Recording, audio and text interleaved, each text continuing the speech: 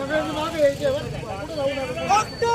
बाबासाहेब आंबेडकरांचा जय असो, भारतीय संविधानाचा जय असो, भारतीय संविधानाचा जय असो। पहिलं जे भाषण झालं आदरणीय ॲडव्होकेट निशाताई चिऊरकर यांनी जे मांडलं ते अत्यंत परफेक्ट आहे।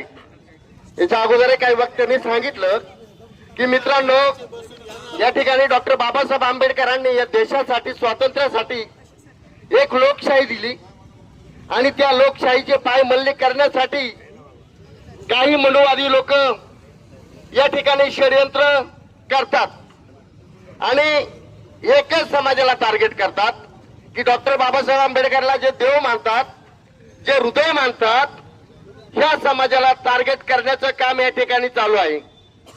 खऱ्या अर्थाने जर तसं बघितलं, अमरभाई कतर यावेळेस म्हटले आता अमर भाऊ की या ठिकाणी संविधान वाचवणं हा काय फक्त आंबेडकरवादी चळवळीचाच ठेका आहे का?